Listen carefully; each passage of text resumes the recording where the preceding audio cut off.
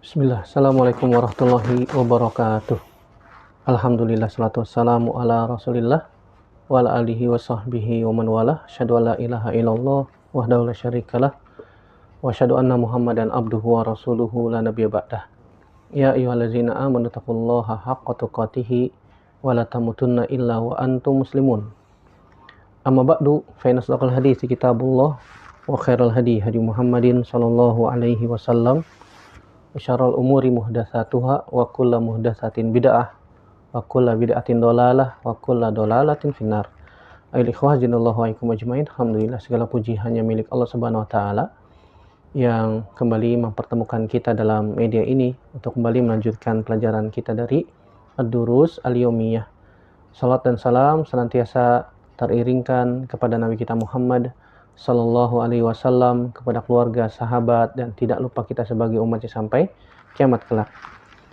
Melanjutkan pembelajaran kita dari Ad-Durus Al-Yaumiyah. Sekarang kita masuk pelajaran yang ke-337, yaitu Fadlu Salatil Jamaah.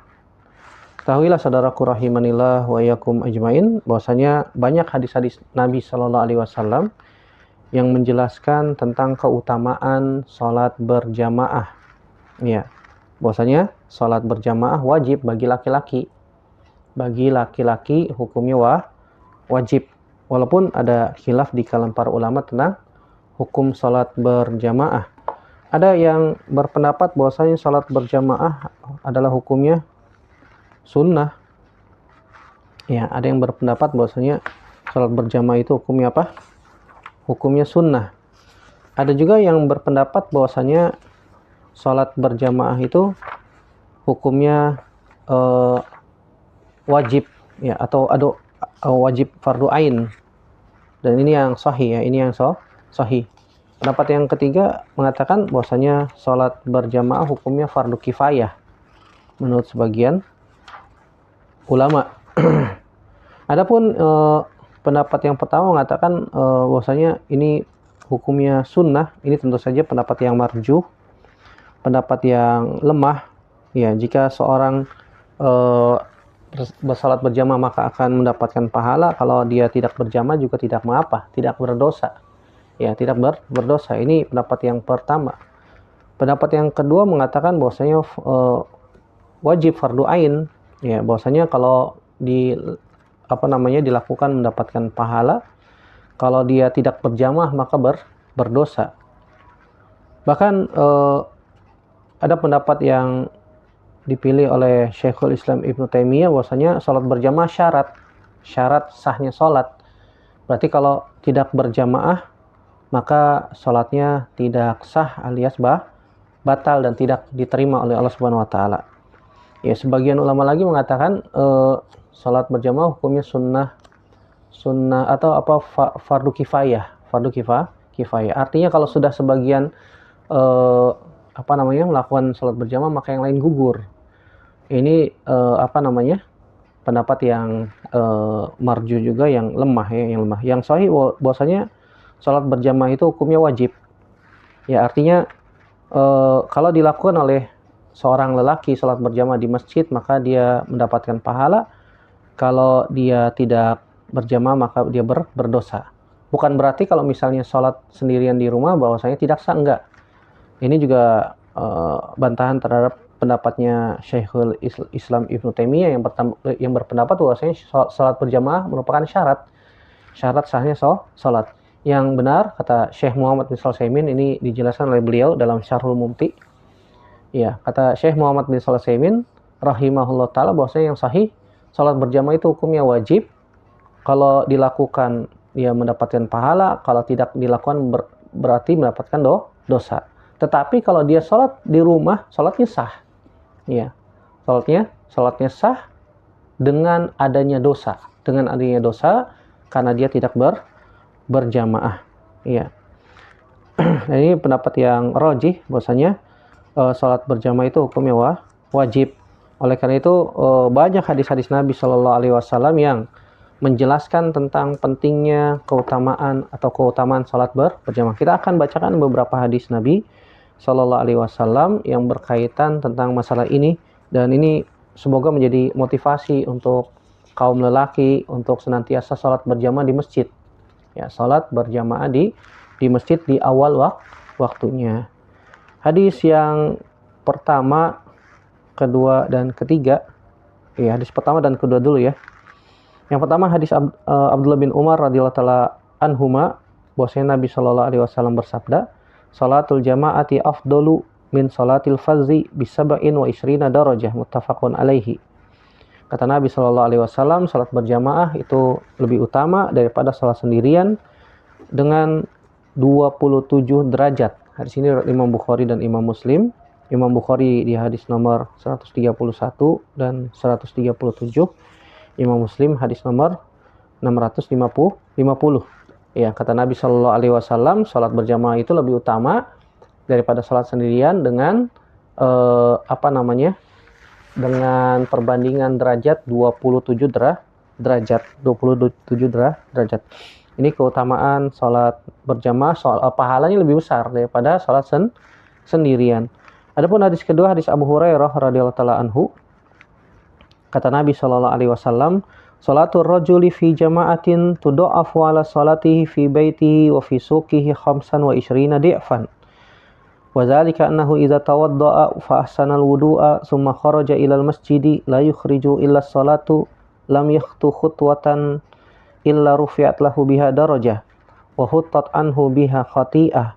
Fa idza shalla lam tazalil malaikatu tusalli alaihi madama fi musallahu ma lam yuhdith taqulu Allahumma salli alaihi Allahumma arhamhu wa la yazalu fi salatin man tazara as-salata," muttafaqun alaihi wa hadza lafzul Bukhari. Kata Nabi sallallahu alaihi wasallam, salat seseorang berjamaah itu ya pahalanya 25 kali lipat dibandingkan dia salat sendirian di rumahnya atau di pasarnya. Nah, dalam hadis Abu Hurairah disebutkan 25. Dalam hadis Abdullah bin Umar disebutkan 27. Nanti kita bahas. Wadzalika, kata Nabi SAW, dan yang demikian itu, jika seseorang berwudu, kemudian dia fa'ahsanal wudu'a, kemudian dia menyempurnakan wudunya, ya menyempurnakan wudunya dengan mencucinya dengan 3 kali, ya kecuali kepala 1 kali, kemudian dia keluar dari rumahnya menuju masjid. Ya, ini menunjukkan bahwasanya wudu di rumah ya, bukan di masjid. Kalau rumahnya, apalagi kalau rumahnya dekat, Allahumma kecuali dia sedang di kantor, dia sedang bekerja di luar, kalau pulang ke rumah kan nggak mungkin ya, apalagi jarak kantornya jauh. Kemudian dia keluar dari rumahnya menuju masjid, la yukhriju illa sholatu, dia tidak keluar dari rumahnya kecuali ingin melaksanakan sholat berjamaah. Kemudian kata Nabi Shallallahu Alaihi Wasallam, lam yakhtu khutwatan illa rufi'at lahu biha darajah wa huttat anhu biha khati'ah. Ya, maka setiap langkahnya itu akan mengangkat derajat dan akan menghapuskan dosa. Setiap langkah yang dia langkahkan dari rumahnya menuju masjid bisa mengangkat derajat dan bisa menghapuskan dosa. Fa in shalla lam tazalil malaikatu tusalli alaihi madama fi musallahu. Jika dia selesai salat, maka senantiasa malaikat mendoakan orang tersebut selama dia berada di tempat salatnya. Malam yuhdits, selama dia tidak berhadas. Ini pernah kita bahas pada pelajaran yang lalu ya, tentang keutamaan menunggu sholat. Malam yuhdits ini maknanya bisa dua. Mungkin yang pertama dia tidak melakukan dosa dan maksiat, atau yang kedua dia tidak berhadas, ya alias wudunya batal. Ya, sesuatu yang membatalkan apa? Wudunya. Wallahu a'lam bishawab. Taqul, kemudian malaikat berdoa, Allahumma sholli alaihi, ya Allah bersalawatlah kepadanya. Ya, ini doa malaikat, Allahumma sholli alaihi, ini lafaznya Imam Bukhari ya. Ya Allah bersalawatlah kepadanya. Kalau Allah bersalawat kepadanya berarti ya Allah pujilah dia. Ya Allah memuji hamba di hadapan malaikat di langit ketujuh. Allahumma arhamhu, ya Allah rahmatilah dia. Wala yazalu fi salatin man tazara salata, dia terhitung ya, tetap dihitung sebagai sedang melakukan salat selama dia menunggu salat. Ini pernah kita bahas di pelajaran yang lalu. Kata Syekh Muhammad bin Shalih Al-Utsaimin rahimahullahu taala, bahwasanya hadis Abdullah bin Umar dan hadis Abu Hurairah ini ya tidak bertentangan. Ya, hadis Abdullah bin Umar menyebutkan 27 derajat, dan hadis Abu Hurairah menyebutkan 25 kali lipat. Kata Syekh Muhammad bin Shalih Al-Utsaimin dalam syarah Riyadhus Shalihin, wala munafat bainal hadisain bal yu'khazu bizzaid li anna fadlallahi wasi'un. Ya. Hal ini tidak bertentangan, kedua hadis ini tidak bertentangan, ya. Bainal hadis bal yu'khazu bizzaid, bahkan diambil dari hal tersebut ada tambahan, karena dalam hadis Abu Hurairah disebutkan bi khamsin wa isrina di'fan, 25 kali lipat. Ya, ini tidak bertentangan. Artinya Allah Subhanahu wa taala rahmatnya luas, karunia-Nya Allah Subhanahu wa taala luas. Kemudian Nabi sallallahu alaihi wasallam menjelaskan, seorang yang berwudu di rumahnya, kemudian dia menyempurnakan wudu, ya, fasbaghal wudu, dalam riwayat yang lain disebutkan fa ahsanal wudu, ya, ada juga riwayat fa asbaghal wudu, itu menyempurnakan wudu, kemudian dia keluar dari rumahnya menuju masjid, tidak keluar kecuali untuk sholat, maka dia dapat dua faidah. Faidah yang pertama, Allah Subhanahu wa taala akan angkat derajatnya. Faidah yang kedua, ya, dari setiap langkahnya Allah akan hapuskan dosa-dosanya. Ya, kemudian malaikat senantiasa mendoakan dia seraya mengatakan Allahumma sholli alaihi, ya Allah bersalatlah kepadanya. Yang kedua, Allahumma gfirlahu, ya Allahumma arhamhu, ya Allah ampunilah dia, ya Allah rahmatilah dia. Dalam beberapa riwayat disebutkan demikian. Ya, ma'alam yuhdis, selama dia tidak berhadas, dan ini sudah pernah kita bahas, ya. Kemudian Nabi Shallallahu alaihi wasallam menyebutkan bahwasanya wala yazalu fi salatin man tazara salat, dan dia senantiasa dihitung tengah atau sedang melakukan salat selama dia masih berada di tempat sholatnya. Dari sini kita bisa ambil faidah. Di antaranya yang pertama, wajibnya sholat berjamaah bagi orang-orang yang mampu untuk datang ke masjid. Ya, kita perhatikan saudara-saudara kita kaum muslimin, mereka semuanya mampu sebenarnya, mereka datang ke masjid. Cuma mungkin karena malu ataupun yang lain, Allahu a'lam bishawab, sehingga mereka tidak datang ke masjid. Tidak ada yang bisa menghalangi seseorang hamba muslim mukmin untuk pergi ke masjid salat berjamaah kecuali dosa dan maksiat. Dosa dan maksiat itu bisa mencegah seseorang untuk melakukan ketaatan. Kayaknya berat, ya, kayaknya luar biasa sulit untuk melakukan ketaatan, padahal dia mampu sebenarnya, dia sehat, ya, tubuhnya lengkap, tidak buta, tidak tuli, tidak cacat, tidak pincang, ya. Dia mampu berjalan, dia mampu melihat, dia mendengar azan, tapi nggak datang ke masjid. Kenapa? Padahal jarak antara rumah dia dengan masjid itu dekat. Apalagi yang rumahnya nempel di masjid, kan begitu. Rumahnya nempel di masjid tapi tidak datang ke masjid salat berjamaah, ini luar biasa. Aib. Padahal dia muslim. Ya, padahal dia muslim, ya, tapi tidak pernah datang ke masjid untuk salat berjamaah. Kenapa? Ini tanda tanya besar, saudaraku rahimanillah wa iyyakum. Oh, mungkin dia malu, Ustadz. Ya, malu kenapa? Ya, ini malu yang tidak benar. Kalau yang seperti ini malunya tidak pada tempatnya. Padahal dia hanya tinggal selangkah atau dua langkah ataupun beberapa langkah dekat rumahnya. Atau rumahnya agak jauh dikit, ya, dia berjalan, maka ada keutamaan dari Nabi SAW. Tidaklah seorang berjalan menuju masjid, ya, tidak keluar dari rumahnya kecuali untuk sholat. Kata Nabi SAW apa? Illa rufi'at lahu biha darajah. Ya, maka derajatnya akan ditambah, dinaikkan, ditinggikan oleh Allah Subhanahu wa taala. Wa huttat anhu biha khati'ah, dan setiap langkahnya itu akan menghapuskan dosa, dan semua kita pasti pernah melakukan dosa. Ini keutamaan besar ketika kita berangkat untuk melaksanakan sholat berjamaah. Ya, orang yang buta saja, nanti kita akan bahas hadisnya. Orang yang buta saja masih diperintahkan oleh Nabi Shallallahu alaihi wasallam untuk sholat berjamaah. Buta matanya, nggak ada yang menuntun, tapi telinganya dengar azan. Ya, masih tetap wajib datang ke masjid untuk sholat berjamaah. Dari sini juga kita bisa ambil faidah adanya istifsal anil hal inda su'al yakunu fihil jawabu haqqun. Butuhnya tafsil, perincian ketika menjelaskan sebuah keadaan, ya, seorang yang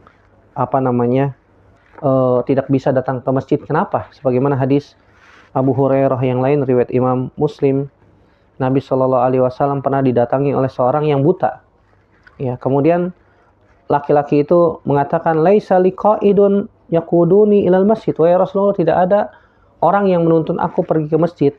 Kemudian Nabi Shallallahu Alaihi Wasallam pun bertanya, apakah engkau mendengar azan? Ya, orang itu ingin mendapatkan rukhsah dari Nabi Shallallahu Alaihi Wasallam. Fasala Rasulullah SAW an yurakhis lahu fayusalli fi baitihi.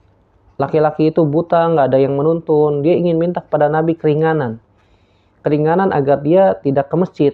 Ya, apalagi di jalan itu kalau malam ada binatang buas, ada binatang beracun, ada serangga, ada kalajengking berbisa di gurun pasir. Karena rumahnya agak jauh dari masjid. Nggak ada orang yang nuntun dia, matanya buta, gelap ya. Dia ingin minta keringanan dari Nabi SAW agar tidak ke masjid, sholat di rumahnya aja. Kemudian Nabi SAW pun memberikan rukhsah padanya, silakan. Kemudian setelah orang itu pergi, Nabi bertanya lagi, wada'a. Nabi SAW memanggil kembali, seraya mengatakan, hal tasma'un nida bis salat? Kamu dengar azan nggak? Azannya Bilal. Ya. Bilal azan nggak pakai pengeras suara, dia hanya radhiyallahu ta'ala anhu hanya menggunakan suara biasa aja. Zaman dulu nggak ada mikrofon, nggak ada toa, nggak ada pengeras suara, nggak ada. Ya, Bilal kalau azan naik ke tempat yang tinggi, kemudian azan. Kata Nabi SAW, hal tasma'un nida bis salat? Kamu dengar azan nggak untuk untuk salat? Kemudian dia mengatakan, na'am, iya, saya dengar wahai Rasulullah. Kemudian kata Nabi SAW, fa'ajib. Oleh karena itu tetap wajib. Maka datangilah salat berjamaah. Walaupun nggak ada yang nuntun, walaupun buta di kegelapan malam, salat isya, salat subuh, dengar azan, datang. Allahumma kalau misalnya kecuali dia tuli ya, nggak dengar azan, mau gimana lagi? Ya, zaman dulu nggak ada jam, dia buta plus tuli pula, nggak bisa melihat matahari. Ini rukhsah lah, ya ini rukhsah.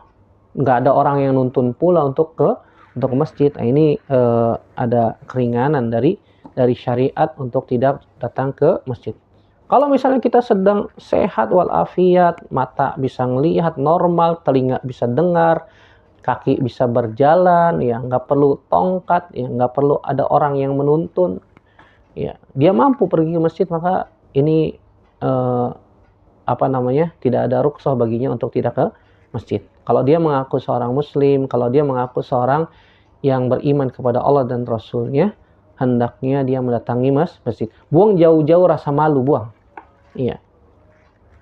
Karena kita nanti akan ditanya oleh Allah Subhanahu wa taala tentang salat kita, ya. Amalan yang pertama kali ditanya oleh Allah Subhanahu wa taala adalah tentang salatnya. Kalau salatnya baik, maka seluruh amalannya pun baik. Kalau ternyata salatnya buruk, ya maka seluruh amalnya juga buruk. Dalam hadis yang lain dari Abdullah, ada yang mengatakan Amr bin Qais yang ma'ruf dengan sebutan Ibnu Ummi Maktum, muazzinnya Nabi Shallallahu Alaihi Wasallam juga. Bahwasanya beliau mengatakan, wahai Rasulullah, innal madinata katsiratul hawami wassiba. Wahai Rasulullah, di Madinah itu banyak serangga yang beracun. Ada juga binatang buas kayak serigala padang pasir, ataupun binatang-binatang buas yang lain seperti mungkin ada harimau, ya, harimau gurun pasir, ada harimau gunung. Ya, dan itu buas. Faqala Rasulullah SAW. Kemudian Nabi SAW mengatakan, tasma'u hayya 'alas salati hayya 'alal falah fahayya halan. Apakah engkau dengar kalimat hayya 'alas shalah, hayya 'alal falah dari muazin? Mari kita menyambut untuk salat. Iya, hayya 'alas shalah, mari kita menuju tempat salat. Hayya 'alal falah, mari menuju kemenangan. Dengar enggak? Ya, dalam riwayat yang sebelumnya dari Abu Hurairah, dia dengar, dia mengatakan na'am, iya. Kemudian kata Nabi SAW, fahayya halan, maksudnya adalah maka jawablah, maka hadirlah menuju salat berjamaah. Iya. Ini ma'ruf di di kalangan para ulama hadis ini, ya, hadis Amr bin Qais atau yang disebut dengan Ibnu Ummi Maktum, muazzinnya Nabi Shallallahu Alaihi Wasallam. Kemudian hadis yang selanjutnya itu hadis Abu Hurairah radhiyallahu taala anhu. Nabi Shallallahu Alaihi Wasallam bersabda, wallazi nafsi biyadih, laqad hamamtu an amura bihatabin fayuhtataba, summa amura bis salati fayu'adzana laha, summa amura rajulan faya'umman nasa, summa ukhalifa ila rijalin fa uharriqa alaihim buyutahum, muttafaqun alaihi. Kata Nabi SAW dalam hadis Abu Hurairah radhiyallahu taala anhu, kata Nabi Shallallahu Alaihi Wasallam, demi jiwaku yang berada di tangannya, ya, demi jiwaku yang berada di tangannya, laqad hamamtu an amura bihatabin fayuhtataba, ya, aku berkeinginan untuk memerintahkan orang untuk mengumpulkan kayu bakar, fayuhtataba, ya, kemudian aku pun berangkat dengan kayu bakar tersebut, kemudian aku perintahkan orang untuk sholat, setelah diazankan, setelah azan kemudian sholat berjamaah, dan aku perintahkan seorang untuk memimpin sholat berjamaah, ya, untuk mendatangi rumah-rumah orang-orang yang tidak mendatangi sholat berjamaah, dan aku ingin agar aku membakar rumah-rumah mereka, ya. Summa ukhalifa ila rijalin, ada orang-orang yang meninggalkan sholat berjamaah sengaja, fa uharriqa alaihim buyutahum, dan aku mau agar aku membakar rumah-rumah mereka. Ini hadis yang sangat jelas sekali tentang wajibnya sholat berjamaah. Nabi SAW sampai ingin membakar rumah-rumah orang yang tidak mau sholat berjamaah. Iya. Dalam hadis yang lain disebutkan, kata Nabi SAW dalam riwayat Imam Ahmad, laula ma fil buyuti minan nisa'i waz zurriyah. Ya, kalau seandainya di dalam rumah itu tidak ada wanita dan anak-anak dan keturunannya.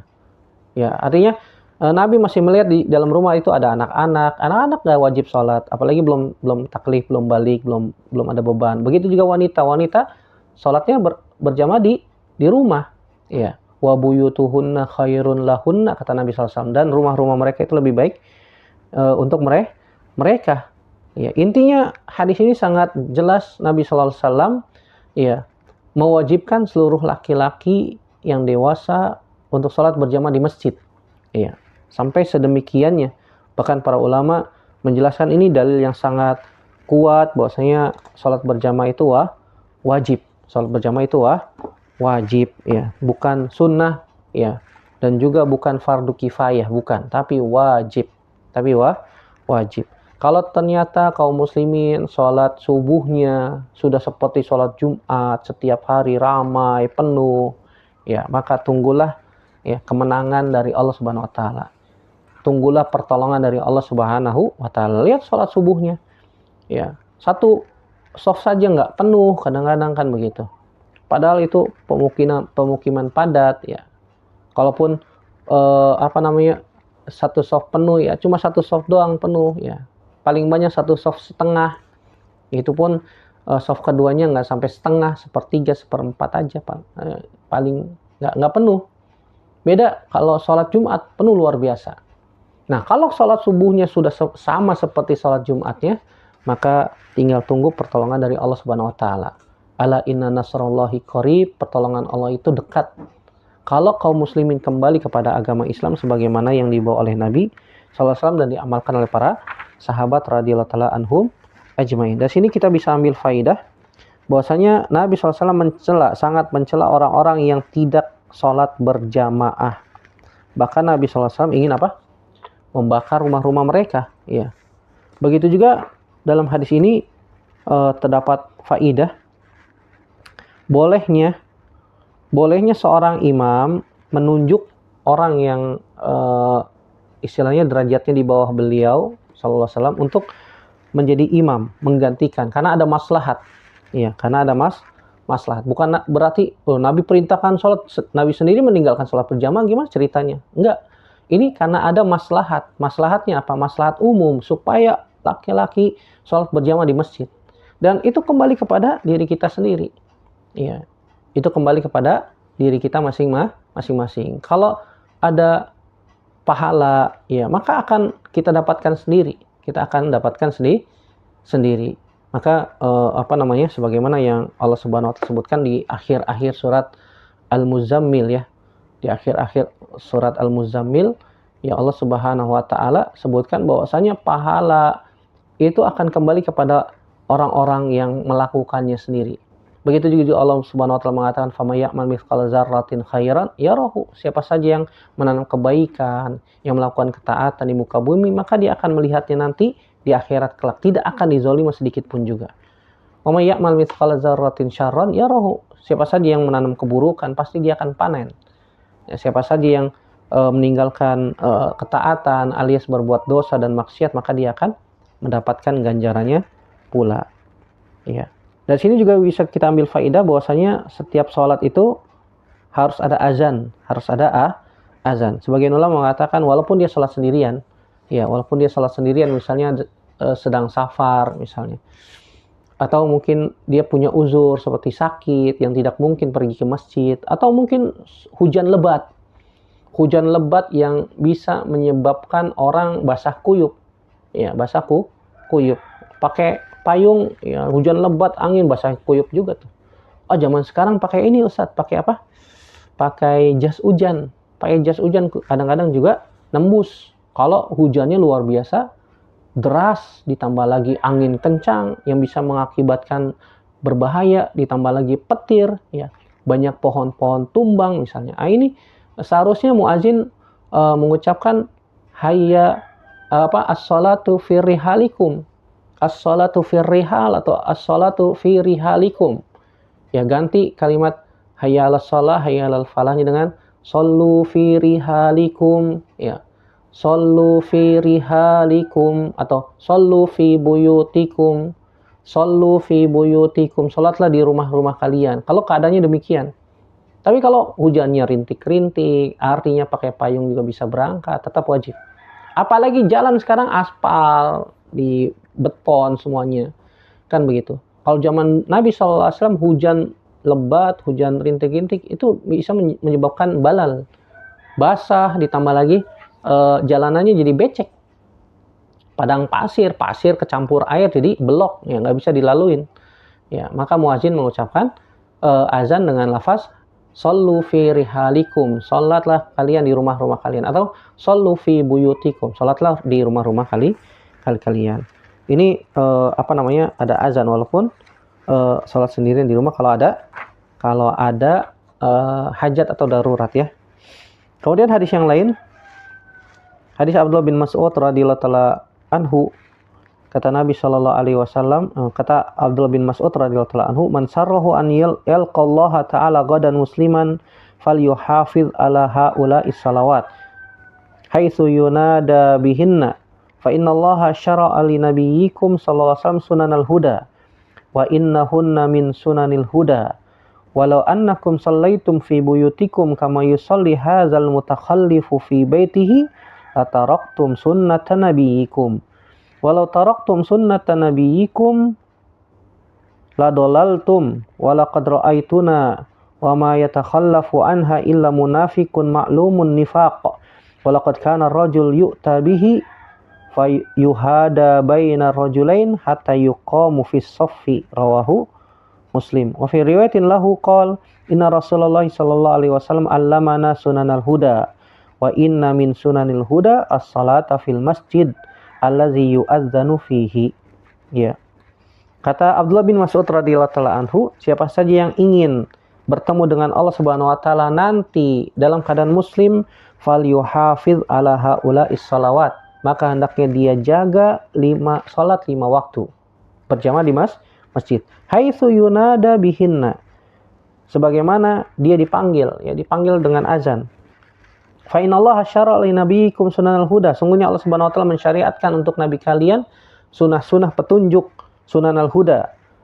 Dan salat berjamaah di masjid termasuk sunanul huda, ya, sunah-sunah yang diberikan petunjuk bagi orang-orang yang diberikan taufik oleh Allah Subhanahu wa taala.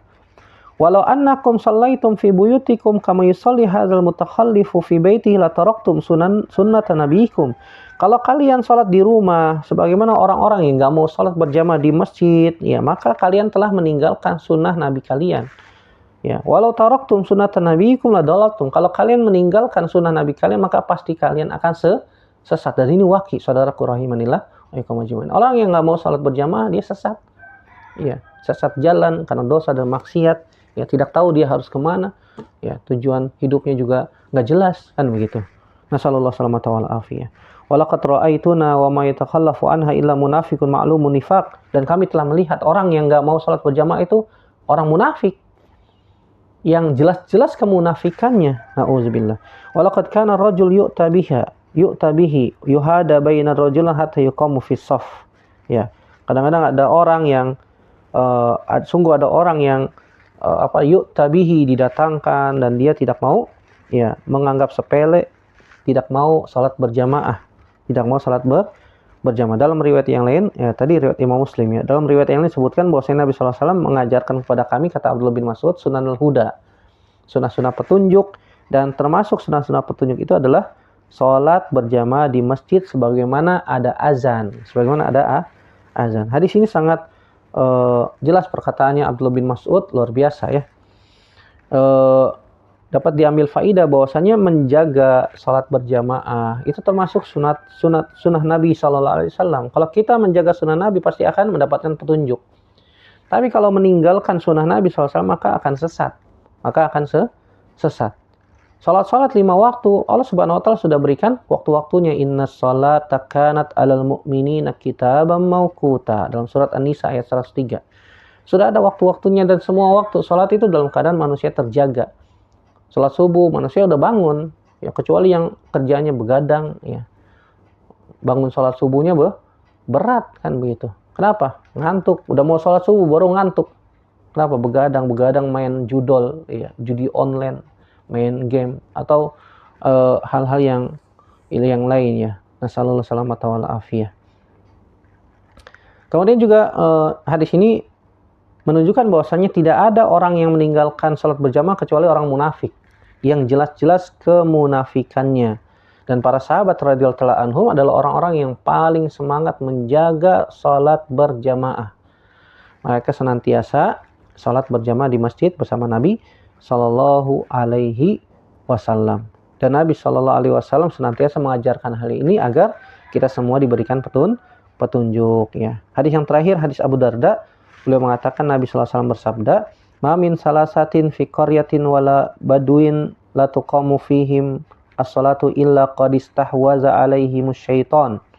Fa alaikum bil jamaah fa inna ma ya'kulu dhi'bu minal ghanamil qasiyah." Rawahu Abu Daud bi isnadin hasan.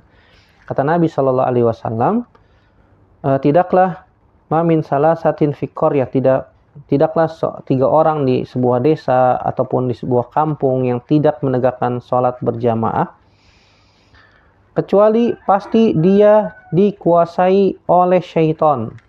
Iya. Kenapa demikian? Fa'alaikum bil jamaah, hendaknya kalian senantiasa menjaga salat berjamaah. Karena serigala itu akan makan kambing yang sendirian. Ini ada kawanan kambing nih.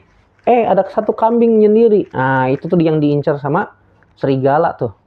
Dalam satu kampung orang banyak sholat berjamaah semua. Ada 3 orang nggak berjamaah. Itu yang dicaplok sama setan. Mereka akan dikuasai oleh syaitan. Hadis ini riwayat Imam Abu Daud, Imam Nasai dengan sanad yang sahih, dengan sanad yang hasan. Karena di dalam rijalnya, dalam perawi-perawi hadisnya semuanya sikot kecuali ada Sa'ib bin Hubaish. Dia kata Imam Daruqutni salihul hadis, kata Imam Az-Zahabi dia soduk ya. Jadi hadis ini hasan. Ya, hadis ini hasan. Kalau ada perawi yang soduk ya berarti biasanya hasan. Biasanya hasan li zatihi. Hadis ini kita bisa ambil faidah wajibnya azan untuk ditegakkan salat berjamaah. Dan juga syaitan senantiasa menguasai orang-orang yang lalai dari berbuat ketaatan. Sebagaimana tadi disebutkan bahwasanya serigala itu dia senantiasa mengintai mana kambing yang sendirian, tidak ngumpul sama teman-temannya. Kalau ngumpul sama teman-temannya dia nggak berani, apalagi kambingnya bertanduk, ya bisa ditanduk bareng-bareng tuh si serigala, apalagi serigala sendirian kan begitu. Tapi dia mengintai mana kambing yang sendirian. Ketika ada kambing yang sendirian baru caplok. Begitu juga syaitan. Syaitan itu akan menguasai, menerkam, menyerang orang yang tidak mau berjamaah salat di masjid. Ya, tidak mau berjamaah salat di masjid, maka dia akan dikuasai oleh syaitan.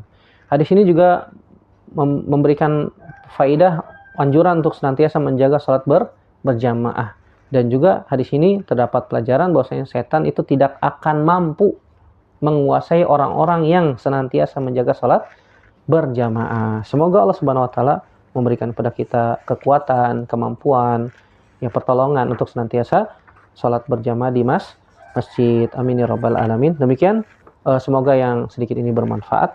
Semoga Allah Subhanahu wa taala senantiasa menjaga kita semua di atas keimanan, keislaman, sunnah Nabi SAW sampai akhir hayat. Dan kita berdoa, ya Allah, matikanlah kami dalam keadaan Islam, dalam keadaan di atas sunnah Nabi SAW, husnul khotimah, dan semoga kita semua dimasukkan ke dalam surga tanpa hisab, tanpa azab. Amin ya rabbal alamin. Terima kasih atas atensinya. Kita tutup dengan doa kafaratul majlis. Subhanaka Allahumma bihamdik, asyhadu an la ilaha illa anta astaghfiruka wa atubu ilaik. Wassalamualaikum warahmatullahi wabarakatuh.